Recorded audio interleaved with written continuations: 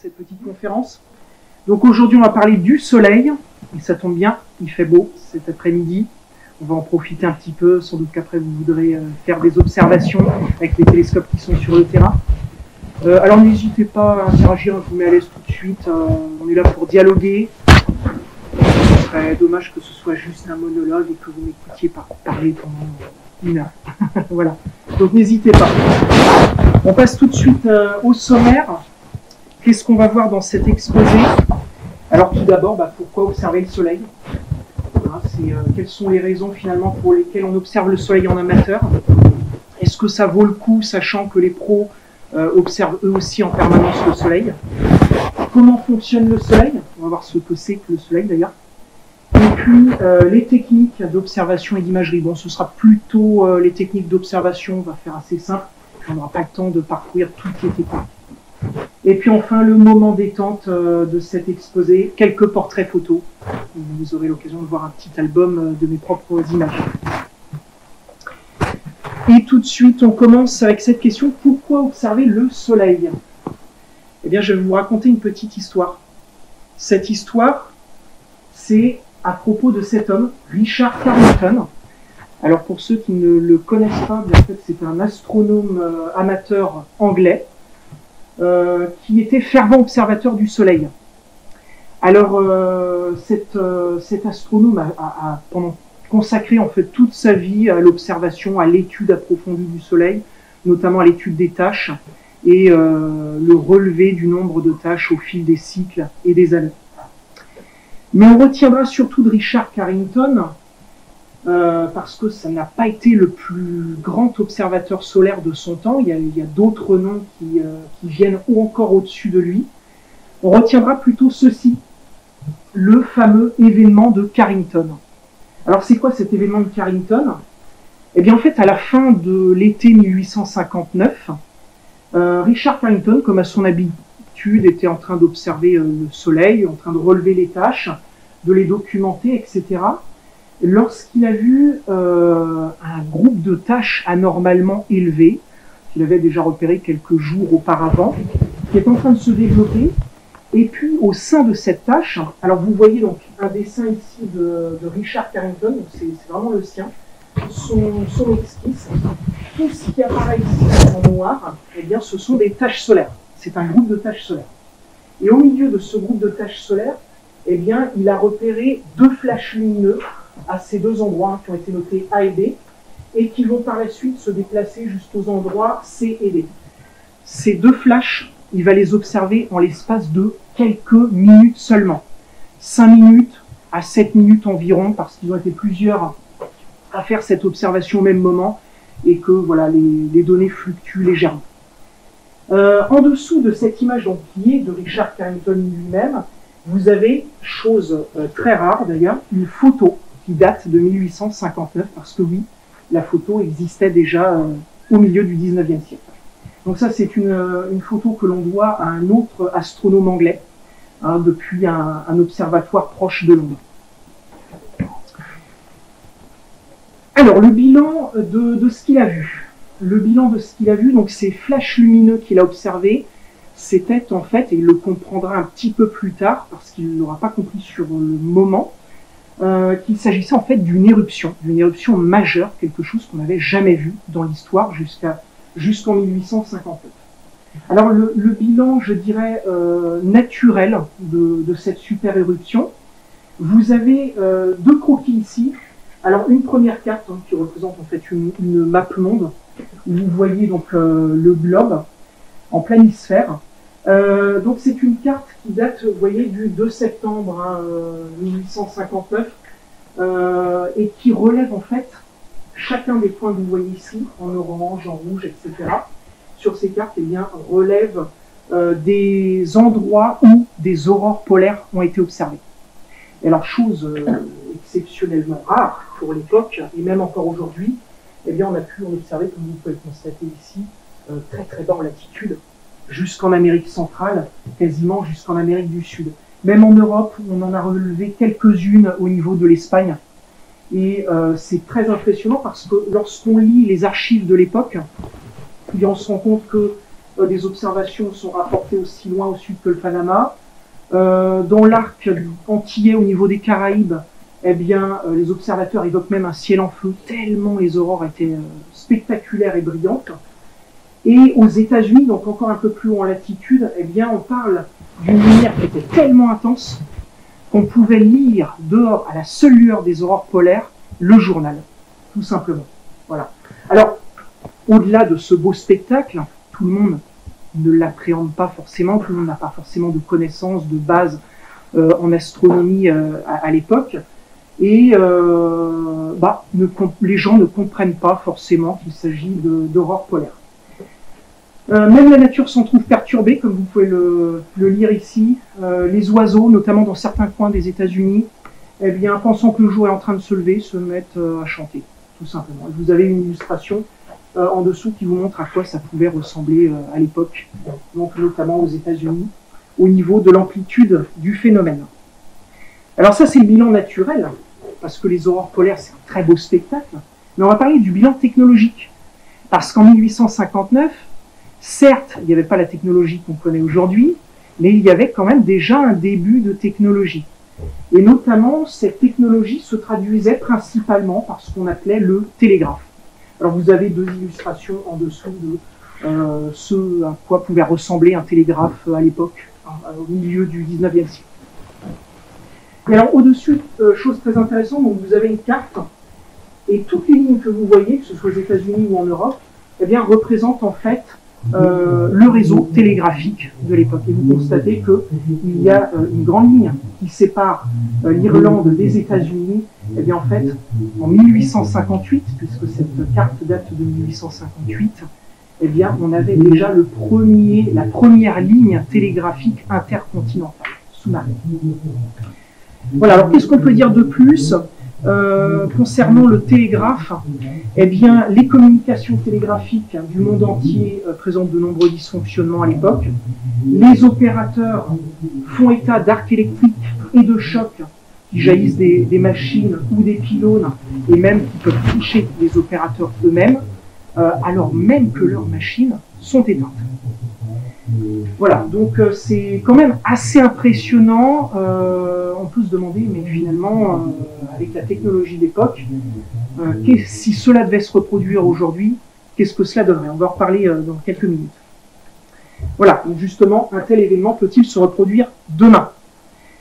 Eh bien, désolé de vous décevoir, mais l'événement de Carrington n'est pas un événement isolé. Ça s'est déjà produit par le passé dans l'histoire. En faisant des études, les scientifiques se sont rendus compte, en analysant notamment le carbone 14 dans les cernes des arbres, le beryllium 10, le chlore 36 également dans les carottes glaciaires, et bien que dans l'histoire, on a été touché, dans l'histoire relativement récente, on a été touché par deux autres super éruptions du type de celle que Carrington a observée à son époque.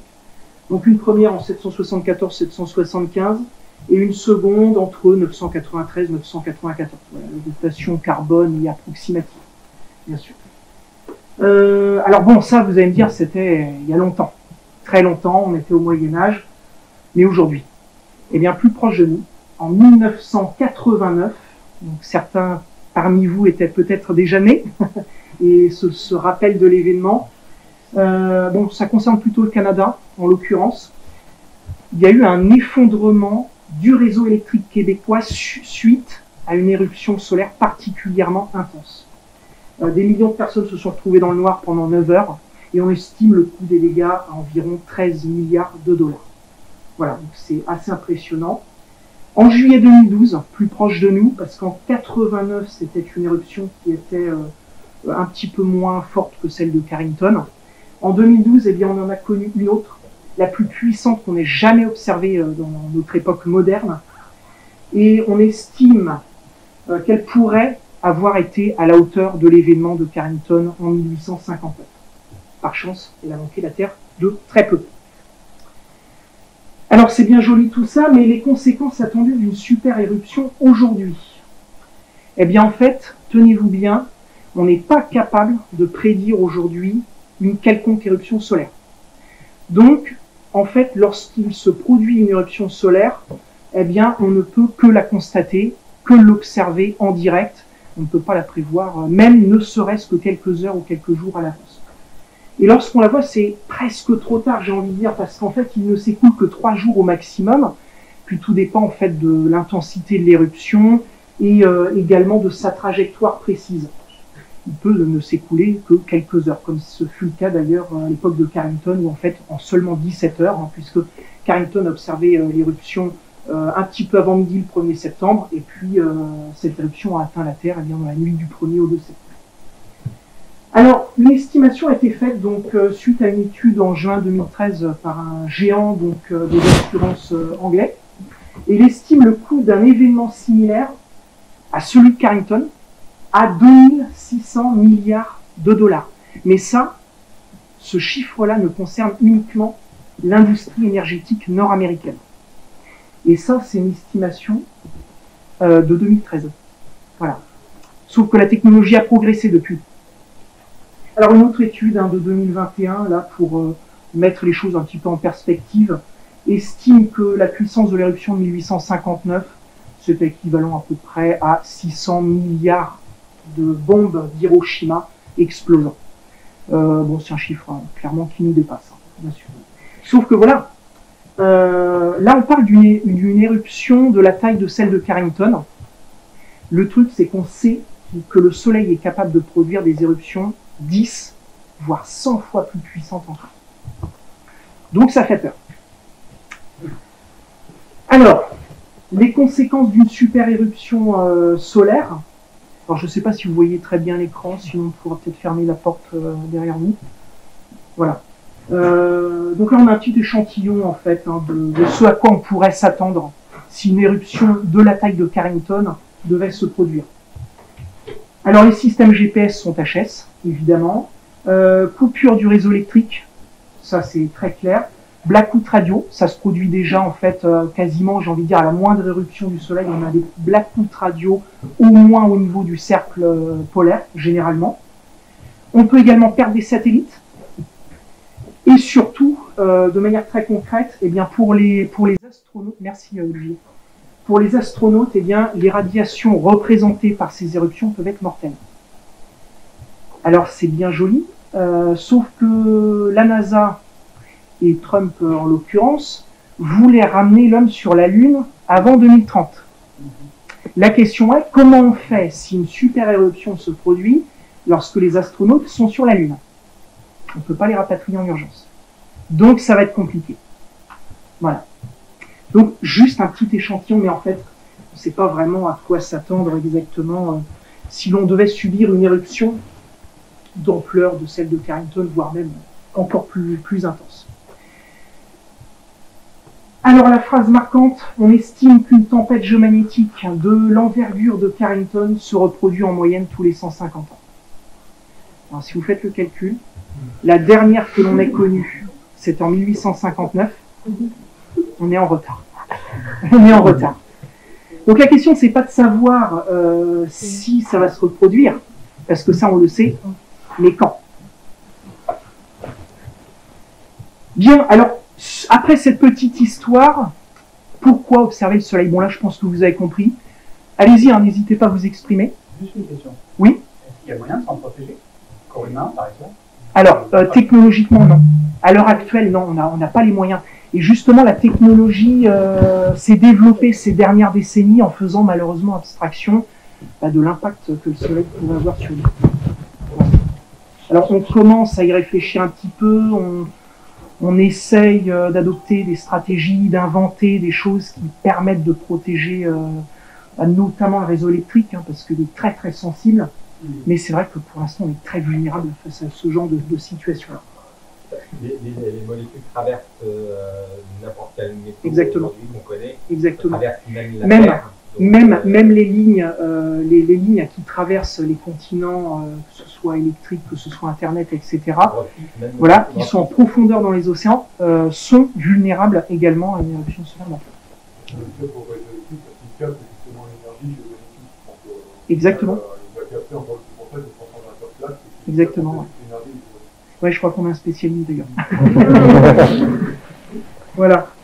Très bien. Donc évidemment, prévoir les phénomènes éruptifs, c'est quelque chose de très important, que ce soit dans le domaine professionnel ou amateur. Dans le domaine amateur, on peut aussi faire de la science participative, hein, parce que c'est ce qui nous concerne le plus. Et ça, c'est intéressant parce qu'en fait, on peut collaborer avec les professionnels. Nos images, par exemple, les données que l'on peut recueillir, peuvent servir pour l'analyse des professionnels. Donc ça, c'est très intéressant. Donc il y a ce côté scientifique, finalement, de l'observation du Soleil. Et puis, il y a aussi le plaisir de l'observation, parce qu'après tout, la science peut ne pas nous intéresser. Mais le Soleil, eh bien, c'est un sujet à lui tout seul, et c'est un astre qui bouge à l'échelle de la minute. Donc vous ne voyez rien à un instant T, une minute après, ça bouge. Voilà. Ça va très très vite. Alors on va faire le tour un petit peu de ce qu'on peut voir sur le Soleil, donc comment fonctionne le Soleil.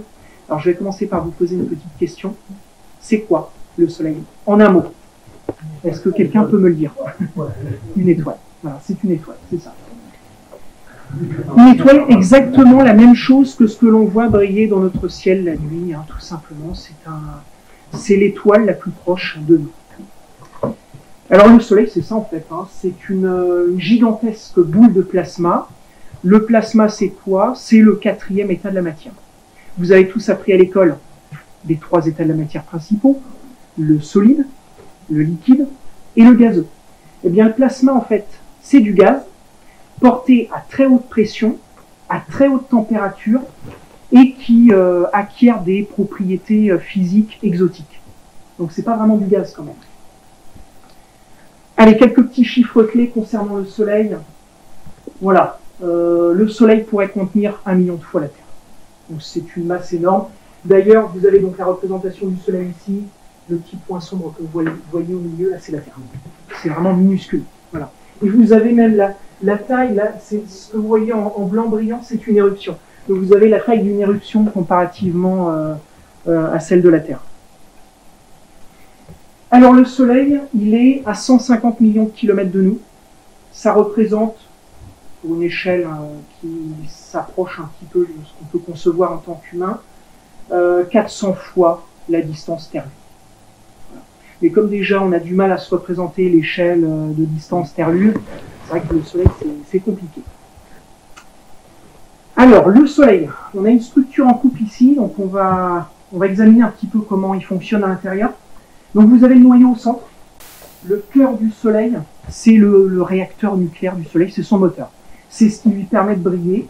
Vous avez noté la température, 15 millions de degrés Celsius, c'est absolument énorme. Et puis quand on remonte progressivement dans les couches, vous avez remarqué que c'est une couche en peau d'oignon en fait. Hein. C'est une couche avec des sous-couches et c'est très très fin. Eh bien vous arrivez à ce qu'on définit officiellement en tant que surface. Ici, hein, c'est la photosphère du Soleil. On observe des taches solaires, vous allez voir un petit peu, on va faire le tour de ce qu'on observe justement à la surface du Soleil. Donc la photosphère, en fait, on peut la considérer comme la surface du Soleil, tout simplement parce qu'on ne voit pas, on ne peut pas voir avec les techniques d'observation actuelles, même poussées comme chez les professionnels, on ne peut pas voir, on peut pas voir les couches. Au-dessus de la photosphère, vous avez ce qu'on appelle la chromosphère. Et là, le spectacle est garanti. C'est énorme. On va examiner tout ça un petit peu plus tard. Et vous avez noté que ce qu'on dénomme comme la surface du Soleil, c'est 5500 degrés Celsius. Donc là, ça a bien refroidi par rapport au noyau. On est d'accord que ça reste chaud. Mais ensuite, quand on remonte, donc quand on s'éloigne du Soleil, vous avez noté que les températures remontent. Notamment la couche la plus extérieure du Soleil, on a mesuré jusqu'à 1 million de degrés Celsius. La couronne solaire, en fait, c'est là où se trouve le champ magnétique du Soleil. Et en fait, nous, en tant que terriens, on baigne dedans. Le système solaire entier baigne dans la couronne solaire. Voilà. Et donc, cette couche, c'est 1 million de degrés. Alors, pourquoi une remontée des températures alors qu'on s'éloigne du Soleil? Même les scientifiques n'ont pas la réponse à l'heure actuelle. Alors on va s'intéresser maintenant à la rotation du Soleil. Bon, comme la Terre, le Soleil tourne sur lui-même. Mais ce qui est intéressant de noter, c'est que bon, la Terre c'est un solide, c'est un bloc. Le Soleil c'est un fluide. Alors comme c'est un fluide, eh bien la rotation ne se déroule pas de la même manière en fonction de l'endroit où vous vous trouvez sur le Soleil. Alors quand vous êtes assez proche de l'équateur, ça se passe en 25 jours à peu près. Voilà. Par contre, lorsque vous montez au niveau du pôle, eh bien on peut on met 35 jours à faire le tour du Soleil. Voilà. Alors, ça a un impact directement sur l'activité du Soleil. On va le voir avec le schéma suivant. Lorsque le Soleil tourne sur lui-même, eh bien, on a parlé tout à l'heure du champ magnétique du Soleil. Le champ magnétique du Soleil tourne aussi avec le Soleil. Le problème, c'est que comme les couches fluides du Soleil ne tournent pas d'un bloc, eh bien, le champ magnétique non plus. Ce qui provoque un entortillement du champ magnétique, des nœuds magnétiques qui vont se produire notamment à la surface du Soleil et qui vont parfois justement provoquer des éruptions comme celle dont on a parlé tout à l'heure. Alors le cycle solaire. Le cycle solaire, il dure 11 ans. Le cycle solaire en fait est basé sur l'activité de ce qu'on appelle les taches solaires. Donc les taches solaires, ce sont les points noirs que vous voyez ici à la surface du Soleil. Et eh bien, un cycle de 11 ans commence avec un minimum d'activité solaire. Puis ensuite, on va monter progressivement, crescendo, jusqu'à atteindre un pic d'activité pour redescendre ensuite vers un minimum au bout de 11 ans. Alors ça, c'est la périodicité de l'activité des taches solaires. Ce n'est pas la périodicité du cycle solaire en lui-même. Parce qu'en réalité, le cycle solaire comprend aussi l'activité du champ magnétique. Et le champ magnétique du Soleil a pour particularité de s'inverser. Et il s'inverse justement tous les 11 ans. Et comme il s'inverse tous les 11 ans, eh bien pour revenir à sa position d'origine, eh bien il lui faut 22 ans. Voilà, donc le cycle solaire en lui-même dure en réalité 22 ans. Alors on va s'intéresser maintenant aux différentes couches qui composent le Soleil et que l'on peut observer dans le domaine amateur. Les taches solaires. On en a parlé tout à l'heure, donc ce sont les points noirs que vous voyez ici. Vous en voyez une grosse, vous en voyez des plus petites. C'est quoi une tache solaire? Eh bien en fait c'est un point de contact entre les lignes de champ magnétique. Vous avez des lignes de champ magnétique qui remontent, puisque le champ magnétique est créé à l'intérieur du Soleil, remonte à la verticale, traverse la surface du Soleil, et en traversant la surface du Soleil, va arrêter temporairement la convection, donc au niveau de la surface. Et non seulement cela, mais en plus de ça, va faire baisser aussi les températures. C'est pour cela que le rayonnement qui nous parvient est moins important, et c'est la raison pour laquelle on voit les taches solaires en fait en ombre chinoise à la surface du Soleil, parce qu'on pourrait se dire mais une tache solaire c'est noir. Eh bien non, en fait une tache solaire c'est 1000 fois la luminosité de la pleine lune, donc c'est quand même très brillant, sauf qu'en contraste avec la surface normale calme du Soleil, eh bien ça paraît beaucoup plus sombre. Alors les températures à l'intérieur d'une tache solaire sont plus basses, comme on le disait tout à l'heure, par rapport à l'environnement calme du Soleil, que vous voyez ici en blanc. 2000 degrés, en général 2000 degrés inférieur à la surface du Soleil. Donc la surface du Soleil, on le disait tout à l'heure, c'est environ 5500 degrés. L'intérieur d'une tache peut descendre jusqu'à 4000 degrés, un petit peu moins. Alors la durée d'une vie d'une tâche varie en fonction de la taille de la tâche. Donc, plus une tâche est grosse, plus elle va vivre longtemps. Plus une tâche est petite, et plus sa durée de vie va être limitée. Voilà, on appelle les petites taches solaires des pores. Petite particularité. Les plages flaculaires. Alors là, vous allez me dire, mais on voit encore une tache. Qu'est-ce que c'est qu'une plage flaculaire? Eh bien en fait, ce sont toutes ces zones brillantes là que vous voyez autour de la tache solaire en question. Ça, c'est ce qu'on appelle des plages flaculaires. Donc c'est quoi une plage flaculaire? C'est presque l'inverse d'une tache solaire. C'est un endroit qui va être beaucoup plus chaud que la surface du Soleil en elle-même. Donc de l'ordre de 7000 degrés à peu près, on est 2000 degrés plus élevé que le reste de la surface du Soleil. Voilà. Et c'est également lié au magnétisme du Soleil, avec quelques petites subtilités complexes par rapport aux taches solaires. Et enfin, donc, la granulation solaire. Donc là, c'est vraiment la surface du Soleil en général. Ça, c'est une image donc, en haute résolution que j'ai pu faire il y a 1 an maintenant. Donc on voit très bien des structures individuelles de forme polygonale. En fait, la surface du Soleil n'est pas lisse et se comporte un petit peu comme une casserole d'eau qui serait en train de bouillir sur le feu. Vous avez des bulles qui remontent en permanence. Eh bien, c'est exactement ça sur le Soleil. Ce qu'on appelle donc les grains de riz, pris individuellement, montent des profondeurs du Soleil, refroidissent, puis redescendent. Et vous avez une convection qui se fait comme cela à la surface du Soleil. Alors, vous avez noté l'échelle. Un grain de riz, un petit grain de riz, je prends celui-ci par exemple, là, c'est la taille de la France. Et pourtant, c'est minuscule vu depuis la surface du Soleil. Voilà, donc ça bouge très vite. À l'échelle de la minute, les mouvements se font et se défont. Allez, on monte un petit peu en altitude. On est sur la surface du Soleil. Alors là, ça devient intéressant. On va parler du Soleil.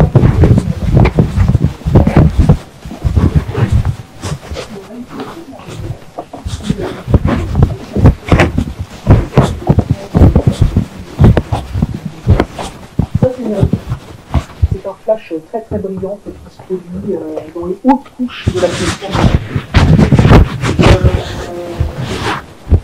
Voilà, donc en fait, une éruption, c'est une libération de matière qui est projetée par des lignes de champ magnétique, qui est projetée dans l'espace interplanétaire et qui fait dans n'importe quelle direction. Les protubérances, alors c'est pas tout à fait la même chose que les éruptions. Une protubérance, à ne pas confondre donc, c'est de la matière donc, qui s'échappe en partie du Soleil, mais qui reste contenue aux alentours du Soleil. Une éruption, je le rappelle, c'est de la matière qui s'éjecte du Soleil et qui ne revient pas. Une protubérance, c'est de la matière qui peut s'éjecter du Soleil, mais qui revient toujours systématiquement. Donc là, vous voyez un exemple type de protubérance en forme d'arche, mais plein de formes différentes et variées de protubérances peuvent exister. Voilà. Alors, elles sont très grandes, les protubérances, elles peuvent être très grandes, atteindre jusqu'à quelques centaines de milliers de kilomètres. Certaines d'entre elles ne pourraient même pas être contenues dans un espace entre la Terre et la Lune, par exemple. Tellement elles sont. Et puis, parfois, il arrive que certaines protubérances éclatent, puisque vous voyez qu'en fait, c'est de la matière qui suit les lignes de champ magnétique du Soleil, donc elle les matérialise, elles se comportent un petit peu comme de la limaille de fer qui serait influencée par un aimant. Et lorsque les lignes de champ magnétique cassent, la matière peut être évacuée dans l'espace. Et on assiste donc à une protubérance dite éruptive. Alors le réseau chromosphérique, c'est plus généralement tout ce que l'on voit du restant de la surface du Soleil en fait. Donc l'aspect du Soleil vu dans la chromosphère diffère un petit peu de celui vu dans la photosphère. Tout à l'heure on voyait ce qu'on appelait la granulation, des grains de riz en fait, des petites bulles individuelles. Là on est sur de la matière qui est directement influencée par les lignes de champ magnétique. Et en fait, on voit leur influence qui est matérialisée par le mouvement de la matière. Dans cette zone, en fait, la chromosphère, on est quelque part entre 1500 et 2000 km au-dessus de la couche photosphérique. Alors la température commence à augmenter. On disait tout à l'heure 5000 degrés, environ 5-6 000 degrés dans la photosphère. Là, on est aux alentours de 10 000 degrés, donc ça commence à monter très cher. Voilà, on a fait un petit peu le tour de ce qu'on pouvait voir dans la chromosphère. Maintenant, je vous propose de faire un tour encore plus haut dans ce qu'on appelle la couronne solaire. Et alors là, j'ai mis qu'une image, parce qu'en fait, il n'y a pas besoin de légender, il suffit de contempler. C'est magnifique, c'est magnifique. Et en fait, là, vous avez une représentation des lignes de champ magnétique du Soleil qui qui s'en va dans l'espace interplanétaire en quelque sorte. C'est vraiment le plus beau spectacle naturel qu'il est possible d'observer pour l'humain. Alors, ce spectacle-là, de manière naturelle, on ne peut l'observer qu'à l'occasion des éclipses de lune. Des éclipses de soleil, pardon, pas de lune, attention. On voit la lune hein, qui passe tout simplement entre le soleil et l'observateur, donc la Terre. Voilà. Alors maintenant, on va passer à la troisième partie, les techniques d'observation et d'imagerie. Donc on rentre dans le vif du sujet. Côté pratique, comment est-ce qu'on peut observer le soleil, si possible en toute sécurité? Comment? Ouais, j'en ai encore pour un quart d'heure, quelque chose comme ça. Voilà. Bon, première chose, ne jamais observer le soleil à l'œil nu dans quelconque instrument d'optique sans protection adaptée. Ça, c'est vraiment la base en observation du soleil. L'autre base, c'est ça, lorsqu'on veut observer simplement le soleil à l'œil nu, eh bien la façon la moins coûteuse de le faire, c'est la lunette à éclipse, la paire de lunettes à éclipse. Vous voyez, ça coûte pas très cher, quelques euros seulement. C'est donné. Alors avec ça, on peut faire quoi? On peut observer des éclipses de soleil, par exemple. Et puis, quand le soleil connaît de fortes périodes d'activité, eh bien, on peut voir les plus grosses taches solaires. Voilà. Alors, on vérifie effectivement l'homologation des paires de lunettes parce que certaines ne sont pas forcément aux normes. Et donc, la sécurité n'est pas toujours aux normes. Et ça, hein, il faut prêter vraiment attention à ça, c'est très important dans l'observation. Alors le masque à soudure, évidemment, à proscrire. Pourquoi? Parce qu'en fait, l'immense majorité des masques à soudure n'ont pas la filtration adaptée pour l'observation du soleil en toute sécurité. Donc si vous avez un filtre à soudure, il vaut mieux pas l'utiliser. Voilà. Je simplifie parce que dans la réalité c'est un petit peu plus complexe, mais voilà. Alors les jumelles, si vous voulez observer le soleil aux jumelles, vous le verrez, on est un peu plus gros qu'à l'œil nu évidemment, mais on n'oublie pas de le protéger sur les deux objectifs, parce qu'une paire de jumelles, eh bien, comporte deux objectifs, et si vous n'en protégez qu'une, vous perdez un œil, si vous ne la protégez pas du tout, vous perdez les deux. En photo, bon c'est pareil. Là, j'ai envie de dire que l'enjeu est un petit peu moins important, parce qu'en fait, il n'est plus question de la rétine, là, de l'œil, mais de l'appareil photo. Je dirais qu'il vaut mieux cramer le capteur d'un appareil photo que de cramer la rétine de son œil. Parce que un boîtier photo, ça se répare ou ça se remplace. Une rétine, pour l'instant, on n'est pas capable de le faire. Alors, la technique de la projection. Voilà, donc là c'est quelque chose encore de très accessible pour l'amateur novice ou averti. On fait quand même attention parce que si on fait la manipulation avec un instrument d'optique, il y a toujours des risques, hein, parce qu'un instrument d'optique agit comme une loupe. Lorsque vous focalisez la lumière du soleil, ça peut déclencher des incendies, par exemple, hein, à partir de n'importe quel support.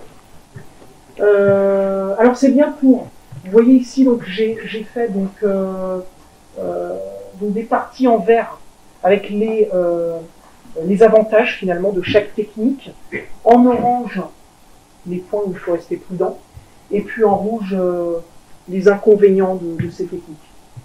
Voilà, alors c'est bien pour les observations de groupe parce qu'on peut tous se rassembler autour du support de projection. Et puis c'est quelque chose de facile à bricoler avec très peu de moyens. C'est pour ça que ça revient relativement peu cher. Bon, par contre, effectivement, on reste sur sa fin, sur la qualité de l'observation. On voit le disque, on perçoit les tâches, ça va pas plus loin.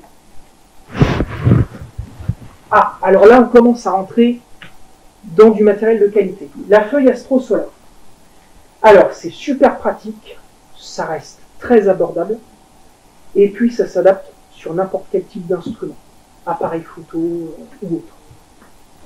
Bon, par contre, l'inconvénient, effectivement, c'est que ça reste assez fragile. Ça se déchire. Vous voyez que la sphère ressemble un petit peu à une feuille d'alu telle qu'on peut en utiliser en cuisine, par exemple. Bon, c'est pas de l'alu, donc n'utilisez pas la feuille alu chez vous, ça ne marchera pas, c'est opaque à la lumière du soleil.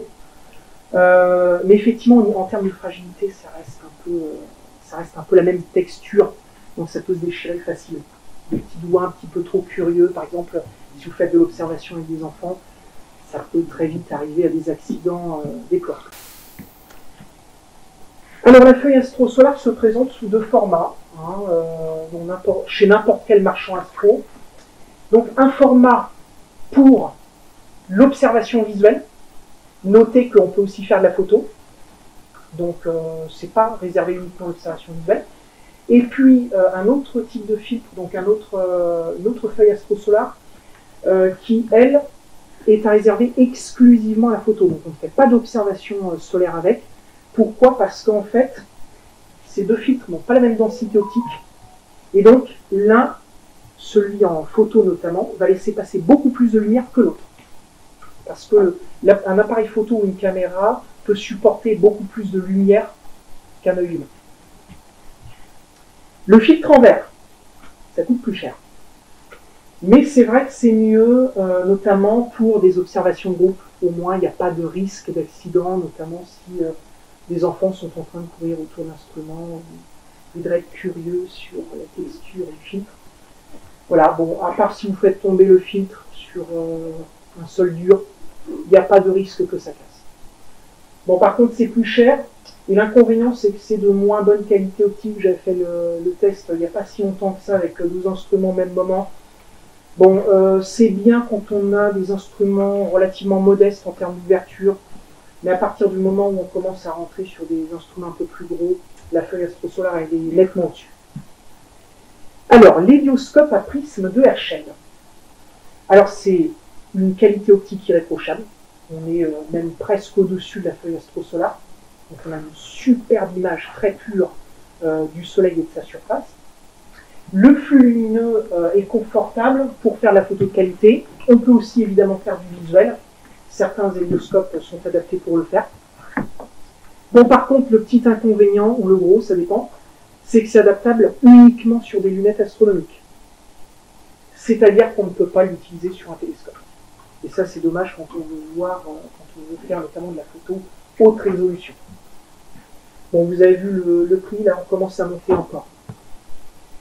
Alors, avec tous les dispositifs, toutes les techniques, les types de filtres qu'on a vus précédemment, le Soleil ressemble à ça. Le Soleil ressemble à ça, donc vous le voyez tel quel. Alors, soit en blanc, soit en orange, ça va dépendre du filtre que vous allez utiliser. Je note quand même une petite chose en passant, c'est que le Soleil, en réalité, il est blanc. Sa lumière qui nous parvient est blanche. Mais elle est filtrée par l'atmosphère du Soleil, qui va lui donner une teinte tirant très légèrement sur le jaune. Et puis au fur et à mesure que le Soleil va décliner vers l'horizon, il va traverser des couches atmosphériques de plus en plus épaisses, et la lumière va tirer de plus en plus vers le rouge. Voilà. Mais si un observateur pouvait s'extirper donc en dehors de l'atmosphère terrestre, ce que peuvent faire les astronautes d'ailleurs, eh bien on pourrait contempler le Soleil en blanc, puisque la lumière du Soleil est blanche. Alors les filtres complémentaires, donc là c'est pour ceux qui commencent à se passionner un petit peu pour l'observation du Soleil et qui veulent aller un peu plus loin. Alors, utilisation photo principalement, je dirais pas seulement, mais principalement, certains filtres peuvent s'utiliser en complément pour l'observation visuelle, pas tous. L'avantage de ces filtres, c'est qu'ils vont permettre, notamment si vous faites de la photo, et bien vous affranchir des dispersions atmosphériques et révéler quelques détails supplémentaires par rapport à l'image que vous avez vue tout à l'heure. Voilà. Notamment un filtre UV va vous permettre de voir les taches faculaires sur l'ensemble du disque du Soleil. Et puis des filtres H-alpha que l'on utilise généralement en imagerie du ciel profond, eh bien, vont pouvoir aussi dévoiler timidement quelques petites protubérances sur le limbe du Soleil. Voilà, bon, c'est pas toujours donné non plus. En moyenne, ça tourne autour entre 100 et plusieurs centaines d'euros en fonction du type de filtre que vous souhaitez acheter. Voilà. Alors, à noter tout de même, faites très attention à cela, c'est un filtre qui s'utilise en complément du filtre principal, qui ne remplace pas la filtration principale de votre instrument. Alors là, on rentre dans du sérieux. Le spectrohéliographe. Alors, le gros avantage du spectro, c'est que vous voyez, vous pouvez faire le tour des longueurs d'onde et voir le Soleil dans tous ses états. Donc là, vous faites le tour et à chaque fois que vous changez de longueur d'onde, vous voyez le Soleil d'une manière différente. Donc vous n'avez jamais fini de faire le tour avec un spectro. Maintenant, il existe, alors là, ce qui est représenté ici, donc c'est un Solex, un petit instrument qui a été fabriqué par Christian Buil, un astronome amateur assez réputé, beaucoup d'entre vous le connaissent probablement. Vous avez maintenant ce qui est intéressant, qui existe depuis quelques mois, ce qu'on appelle le SunScan. Le SunScan, son gros avantage, c'est que vous le posez au sol, en 2 minutes, c'est installé, et vous avez directement l'image du Soleil qui arrive sur votre écran de mobile. Donc ça, c'est génial pour l'observation tout public. N'importe quel néophyte quasiment peut l'utiliser. Alors par contre, parmi les inconvénients, on ne peut pas faire de visuel. On ne peut pas observer le Soleil visuellement, c'est uniquement sur un écran. La résolution d'image est faible, donc quand on veut zoomer sur le Soleil, c'est pas terrible. Alors ça coûte dans les environs 400-500 € d'occasion. Voilà, maintenant ça peut coûter un petit peu plus cher si vous le prenez en neuf. Bon, là on fait flamber la carte. C'est vraiment uniquement réservé aux férus, aux plus passionnés des observateurs solaires, ceux qui ont vraiment envie d'investir dans l'observation du Soleil, qui ont les moyens de le faire aussi. Alors l'arrêt spectral du H-alpha. Alors là, le spectacle est garanti, il n'y a pas de souci, vous voyez tout, vous voyez les protubérances, vous voyez les éruptions, vous voyez plein de choses, ça bouge tout le temps. Donc on voit donc, tous les phénomènes de la chromosphère, dont on parlait tout à l'heure. Bon, le prix, on va éviter d'en parler. L'inconvénient de l'H-alpha, c'est que, notamment si vous utilisez des modules Fabry-Perot, la durée de vie c'est autour de 10-20 ans max. Après, il faut soit changer le filtre, soit racheter du neuf. Ça coûte aussi cher. Voilà, dans les deux cas. Calcium. Alors là, c'est une autre longueur d'onde. Et on voit un petit peu autre chose. L'aspect du Soleil est un peu différent. En fait, on voit des couches intermédiaires entre la photosphère et la chromosphère du Soleil. On a un très bon contraste sur les taches solaires, un très bon contraste sur les plages faculaires. C'est toutes les zones blanches, brillantes que vous voyez sur le disque, qui accompagnent notamment les taches. On peut également voir des éruptions, vous voyez. J'en avais photographié une ici, là. C'est le petit point blanc que vous voyez au-dessus de la grosse tache. C'était une éruption donc, à travers le filtre calcium. Et puis, vous voyez qu'on peut même apercevoir timidement là les protubérances, donc les jets de matière là, qui entourent le limbe du Soleil. Alors, pour ceux d'entre vous qui utilisent des filtres K-Line, sachez juste que il n'a de K-Line que le nom. Voilà, c'est un nom commercial en fait pour vendre, mais ce ne sont pas des filtres calcium. Tout simplement parce que la bande passante est beaucoup trop large. La bande passante d'un filtre calcium, c'est 50 schromm. Un filtre K-Line, c'est plusieurs nanomètres. Donc c'est 10 à 100 fois plus large et on ne voit pas tout à fait le même.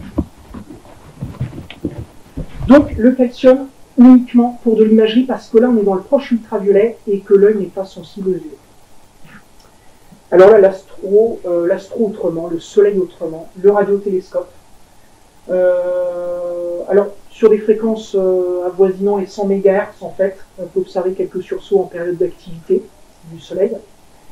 L'avantage c'est que ça se bricole facilement, à faible coût, et vous voyez, ce qu'on utilise en fait, ce sont des antennes type parabole, un peu la même chose que, enfin exactement même la même chose que ce qui se trouve sur le toit, peut-être, de vos maisons. Voilà, et avec ça on fait de la radio. Bien, on va terminer le tour donc, du Soleil sur quelques portraits photos, bon, c'est le moment détente de cette petite conférence. Voilà, donc là c'est un petit album de mes images perso. Donc tout ce que j'ai pu faire depuis ces 2-3 dernières années environ. Ça fait une petite dizaine d'années maintenant que je fais de la photo solaire, mais de manière sérieuse depuis 3-4 ans. Donc à l'occasion des Euroastro l'année dernière, eh bien, j'ai pu avoir accès à certains instruments, notamment qui m'ont permis de faire ces belles photos en H-alpha. On voit très bien les protubérances et puis on voit également les taches solaires, un petit peu d'activité à la surface du soleil. J'en ai pris quelques-unes comme celle-là. Là, vous voyez une grosse protubérance, j'ai pas pu la rentrer dans le cadre. Une grosse protubérance sur le limbe du soleil. Alors là, c'est une animation. Voilà. Alors on voit comment ça bouge là, un peu à la surface du soleil en H-alpha. Vous voyez que à l'échelle de la minute, vraiment, il peut se produire des phénomènes éruptifs. Donc ce sont les points blancs brillants que vous voyez là qui sont en train de bouger. Et puis vous avez même des détails externes qui se rajoutent au phénomène. Alors là, donc ça, c'est une image que j'ai prise avec un filtre à bande que je qualifierais de semi-étroite. En fait, c'est un filtre H-alpha qui est normalement dédié pour faire de l'imagerie CP, ciel profond, donc imager des galaxies, des nébuleuses, etc. Ça n'a rien à voir avec l'observation du Soleil, mais vous voyez qu'on peut déjà quand même apercevoir sur le limbe des protubérances et des éruptions. Là, en l'occurrence, c'était une éruption. Alors, toujours avec le même type de filtre, avec un peu plus de résolution. Bon, l'inconvénient, c'est qu'on est obligé d'exposer massivement, donc le bruit reste très fort, mais on a quand même du détail sur les protubérances, mais uniquement sur le limbe du Soleil. On ne voit pas la chromosphère sur le reste de la surface du Soleil. Voilà, alors là, vous avez une petite éjection qu'on va voir en plus gros. Hop, voilà. Toujours avec le même type de filtre. Un H-alpha 3 nanomètres, pour ceux à qui ça parle. Donc là, c'était vraiment un nuage en suspension au-dessus de la surface du Soleil, ça ne bougeait pas. Et ce qui était intéressant, c'était d'observer son évolution au fil des heures, en fait. Mais ça restait très stable. Voilà, donc ensuite, les protubérances prennent diverses formes très variées. Toujours avec le même type de filtre. Vous voyez que l'aspect du Soleil tel qu'on l'a avec ce type de filtre H-alpha 3 nanomètres, ça reste en quelque sorte de la lumière blanche. Alors là, on rentre dans des images en haute résolution. Donc là, on voit très bien la granulation solaire. Et puis là, bon, la tache solaire, elle est un petit peu méchante quand même. On n'aimerait pas l'avoir en face. Et là aussi, au niveau des taches, vous voyez qu'il y a une infinité de formes, de tailles, de complexité dans la matière. Donc un petit échantillon, là encore, là, une tache plus ou moins grosse. Hop, je vais vous payer. Voilà. Alors là, je voulais attirer juste votre attention sur un petit phénomène qu'on peut observer parfois dans les taches. C'est ce qu'on appelle un pont de lumière, en fait. C'est un filament de matière qui s'écoule à l'intérieur de l'ombre, de la zone noire de la tache solaire. Quand on voit ça, en général, ça veut dire qu'une tache solaire est sur le point de se désagréger, de se décomposer. Donc là, on est en train d'observer la tache quasiment en fin de vie. Alors là, c'est une autre animation où on voit cette fois-ci, donc dans la photosphère, la granulation bouger. Et là, c'est sur une échelle de temps de l'ordre d'une heure, je crois, approximativement. Quelque chose que j'avais fait il y a 2 ans, quelque chose comme ça. Voilà. La tâche est petite, modeste, mais l'intérêt, c'était vraiment d'observer le reste de la surface du Soleil bouger. Alors, il y a des pareidolie sur le Soleil, et ça, c'est toujours agréable d'en observer. Notamment avec cette tache en forme de cœur. On en observe assez régulièrement quand on fait du solaire. Bon, celle-ci, tête de mort. Ça dépend de l'humeur du soleil, en fait. Hein. Alors, certains y verront une tête de mort, d'autres un esquimau. Je vous laisse y voir ce que vous voulez. Alors là, c'est une animation. Alors, on voit quelque chose, là, vous voyez. C'est la station spatiale. Alors ça, j'avais pris ça il y a 2 ans. En fait, c'est hyper rapide parce que là, vous voyez l'animation en décéléré. Mais en fait, le passage, le transit de l'ISS devant le Soleil, ça dure 75 centièmes de seconde. Donc il faut une caméra qui cadence très vite pour pouvoir imager ça. En visuel, vous voyez une ombre noire passer à toute vitesse, mais vous n'avez même pas le temps d'apprécier. Voilà, avec le petit chapelet qui va bien. Bon, on observe aussi parfois des phénomènes un peu plus artificiels, hein. Le passage d'un avion, ou des phénomènes plus naturels, le passage d'un oiseau entre le soleil et l'observateur. Alors là, moi personnellement, je ne sais pas vous, mais j'y vois dans ce groupe de tâches un chien ou un animal en train de courir. Alors ça, c'est une image, en fait, on avait des belles grosses taches qui a été prise avec un petit filtre type Caline. Donc voilà, le fameux filtre dont je vous disais tout à l'heure que ce n'est pas du vrai calcium. On voit les plages faculaires sur l'ensemble de la surface du soleil. Par contre, les éruptions, ça, il n'y a pas de sait. Et les protubérances, Christian Vinadrich, qui est le pro dans le domaine, il arrive à les avoir, mais il a un télescope qui est un petit peu amélioré par rapport au mien. Moi, j'ai du mal. J'ai réussi à en choper quelques-unes, il faut vraiment qu'elles soient brillantes. Et voilà une image avec un vrai filtre calcium, dont la bande passante est beaucoup plus récente. On échantillonne une infime fraction finalement de la lumière du soleil, et on voit des phénomènes plus élevés en altitude. Voilà, donc là des gros plans en calcium, avec une petite protubérance, on voit très bien ici. Les protubérances, parfois, on les voit très bien, ça dépend. En HF, en général, on les voit un peu mieux, parce que les protubérances réagissent très bien dans l'hydrogène. En fait, le soleil est fait d'hydrogène à 90%. Mais le calcium, c'est un composant très minoritaire du soleil. Et il y a certaines protubérances qui brillent bien dans le calcium, et d'autres qu'on voit moins bien. Là, une éruption. Alors, vous voyez donc la tache solaire qui est ici.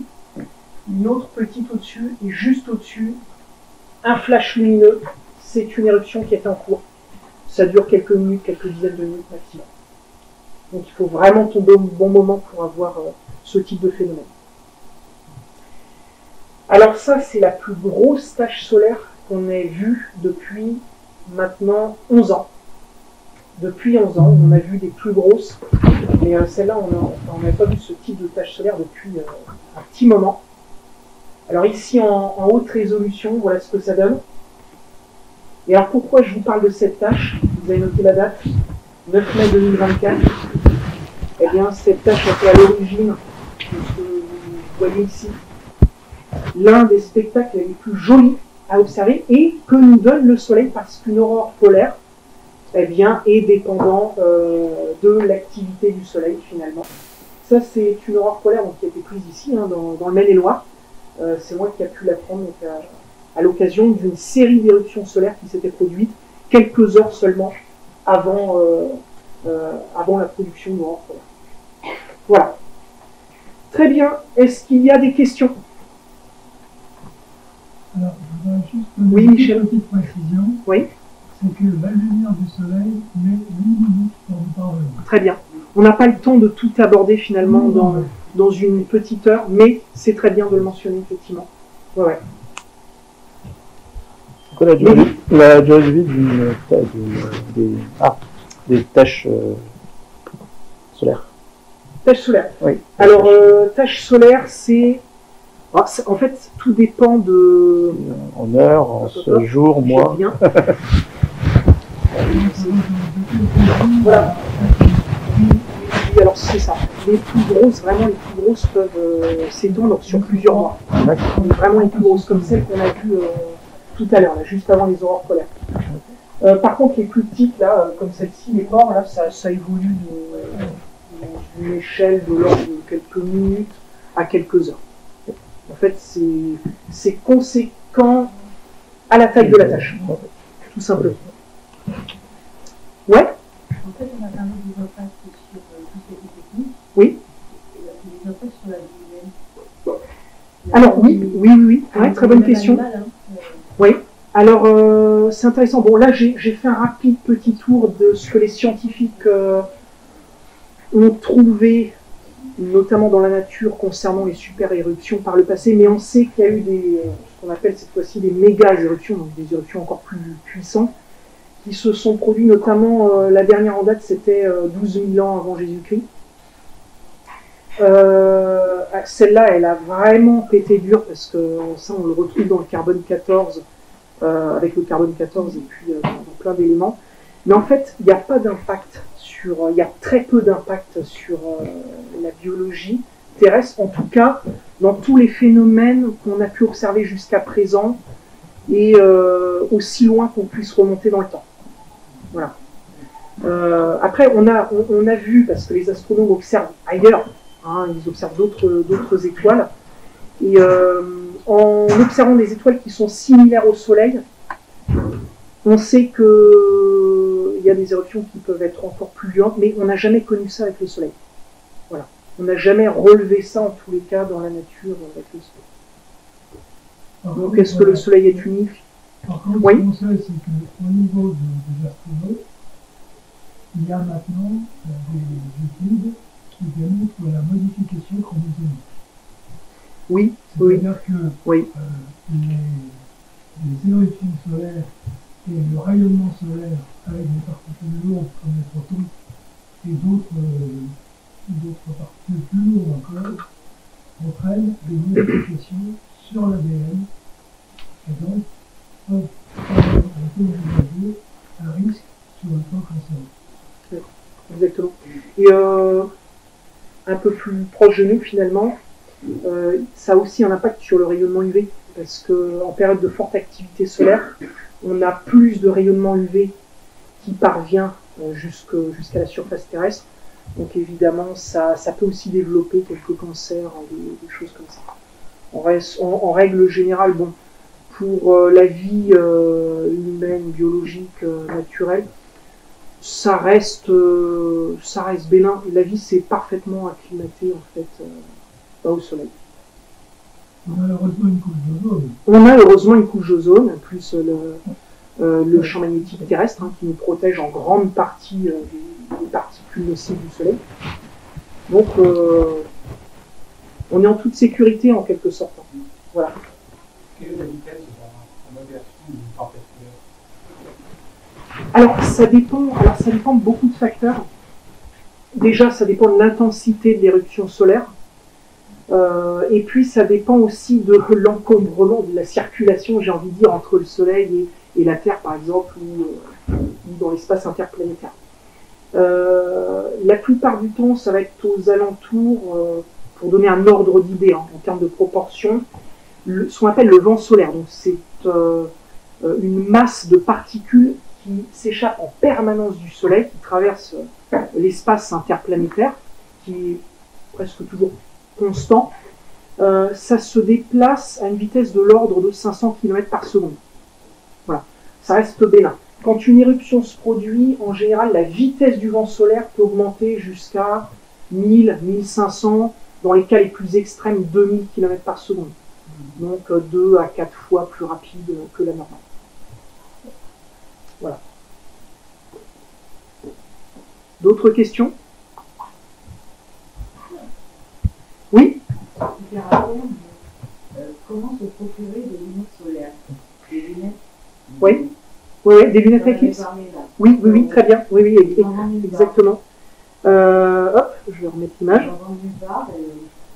Voilà. Alors, vous en trouvez facilement sur Internet. N'importe quelle boutique astro vous en vend. Ouais. Ah non. Faut en commander, vous dites? Encore tu penses pas? Ah non. Ah, pour une observation de groupe, oui, peut-être, oui. Après, pour une observation individuelle. Si, tout à fait. Tout à fait, c'est très facile. Pyro Astro, Psychometer Linden. Voilà, vous avez des boutiques comme Pyro Astro, Psychometer Linden, Astro Shop. Il y en a plein. Comment? Vous dites qu'il y a une boutique quoi?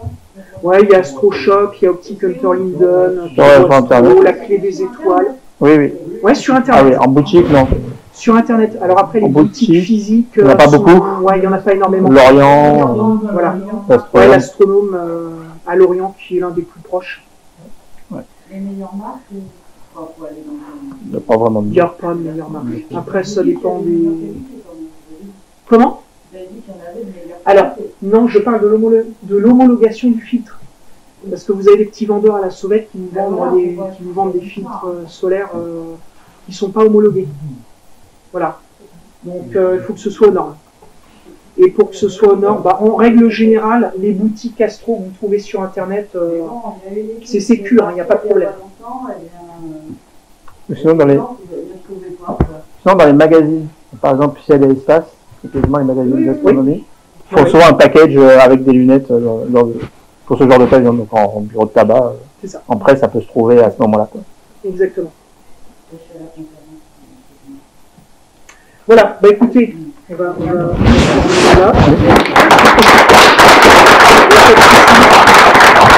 Je vous remercie également de votre attention. Juste pour terminer, voilà, pour en savoir plus, je vous recommande ce livre, Astronomie solaire. C'est un livre qui est fait pour les néophytes jusqu'aux plus avertis. Même moi, j'y apprends encore des trucs. Donc, il y a plein de choses à retrouver. C'est un bouquin qui est très complet. Voilà. Et puis pour me retrouver, je suis très peu présent sur les réseaux sociaux. Du coup, ma chaîne YouTube, l'Explorateur du ciel, où je présente juste les photos que je fais. Voilà. Voilà, on a fait le tour. Merci à vous.